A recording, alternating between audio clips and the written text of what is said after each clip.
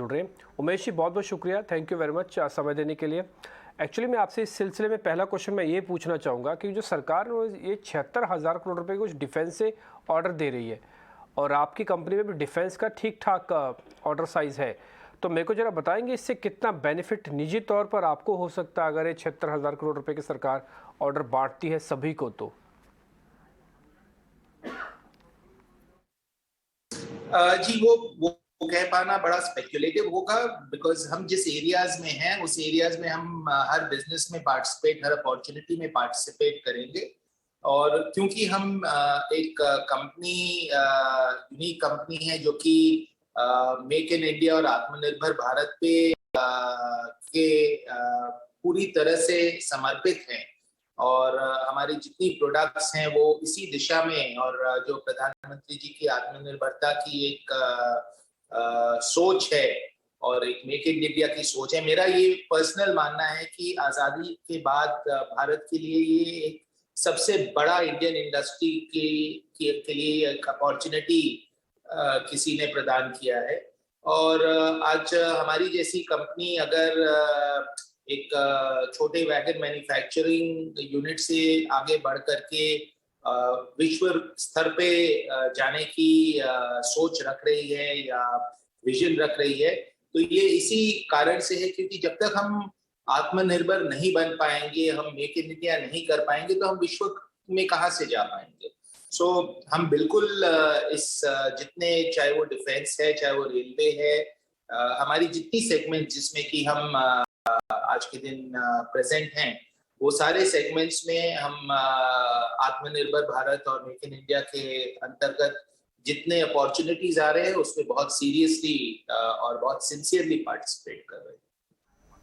बिल्कुल मिस्टर चौधरी, आपके order book की सिचुएशन भी हम समझना चाहेंगे, क्योंकि कंसोलिडेटेड ऑर्डर बुक अगर देखें 15,100 करोड़ की है, और इनफैक्ट इंडियन रेलवेज की तरफ से भी करीब 7,800 करोड़ के ऑर्डर्स यहाँ पर कंपनी ने जीते हैं। ऑर्डर बुक शेप अप होती हुई आगे कैसी नजर आ रही है आपको?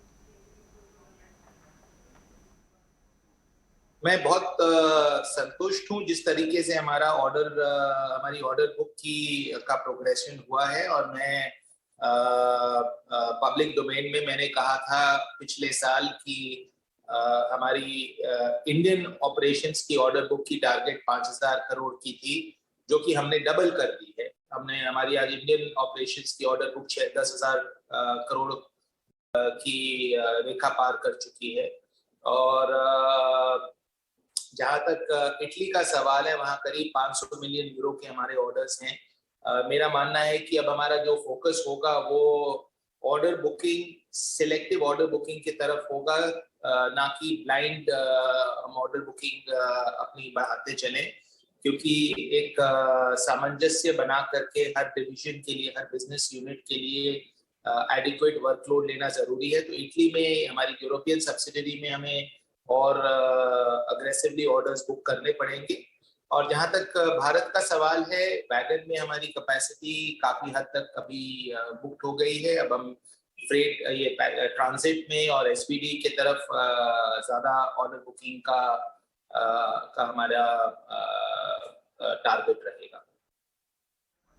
बिल्कुल मिस्टर चौधरी, आपका बहुत शुक्रिया हमारे साथ जुड़ने के लिए, सवालों के जवाब देने के लिए। आने वाले क्वार्टर्स के लिए आपको शुभकामनाएं। Rajesh ji, Titagarh vegans limited company के मैनेजमेंट से हमने बातचीत की, और इनफैक्ट अगर देखें स्टॉक भी 6-6.25% तक की तेजी दिखाते हुए आज अच्छे मूव्स नजर आ रहे हैं। आपकी राय टीटागढ़ वेगन्स पर बताएं।